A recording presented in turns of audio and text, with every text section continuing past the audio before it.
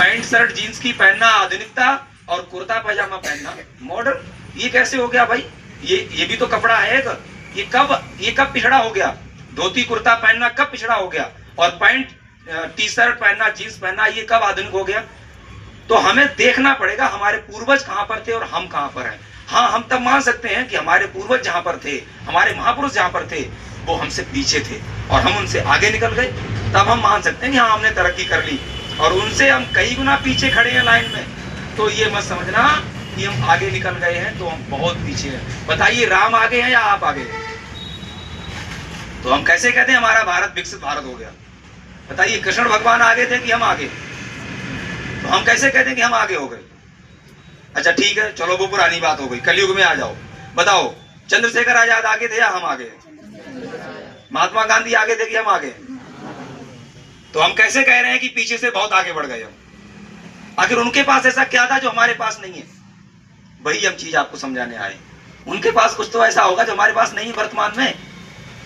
हमें 1200 साल गुलाम बना के रखा गया। हमारे छोटे जो बच्चे थे उनको दूध में बच्चों को मार दिया गया। हमारे इतिहास को जला दिया गया। हमारी पढ़ाई से हमें वंचित कर दिया गया। किसके द्वारा? जिन्होंने हमें गुलाम बनाया। यानी वो मुगल थे, यानी वो ईसाई थे, यानी वो पुर्तगाली थे, यानी वो डच थे, यानी वो बहुत से लोग आए जिन्होंने हमें गुलाम बनाया। और उन लोगों ने एक ही काम किया। क्या काम किया? हमें लूटा, हमारी अस्मिता को लूटा। क्या क्या लूटा उन्होंने हमारे देश से? सबसे पहला उदाहरण मैं आपको देता हूं। हमारा देश सोने की चिड़िया कहा जाता था। क्या कहा जाता था जी?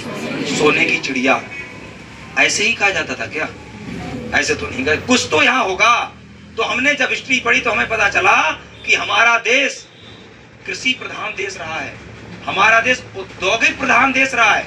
यहाँ उद्योग भी सबसे ज्यादा था और कृषि भी सबसे ज्यादा होती थी।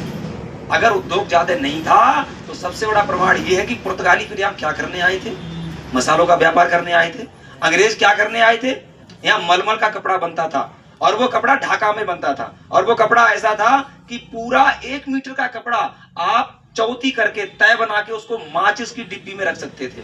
उसमें बड़ी माचिस आती थी, सोचिए, दुपट्टा को। इतना महीन, इतना मलमल का कपड़ा, जिसे मलमल का कपड़ा बोलते थे। अब सोचो आप, आज है वो कपड़ा? ऐसा कोई कपड़ा बना सकता है? आधुनिक मशीनें बना सकती हैं। और अजीब बात यह है कि वो हाथों से बनता था। जो धुनकर थे, बुनकर थे, वो हाथों से उसको बनाते थे।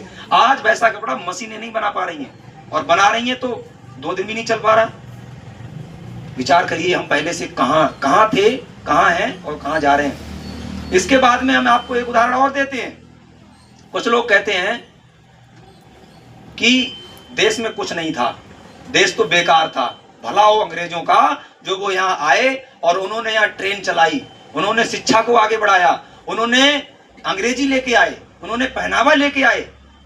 बड़ी गजब बात है। हमारे यहाँ कुछ भी नहीं था तो अंग्रेज आए क्यों थे? भला कोई गरीब देश में जाएगा क्या?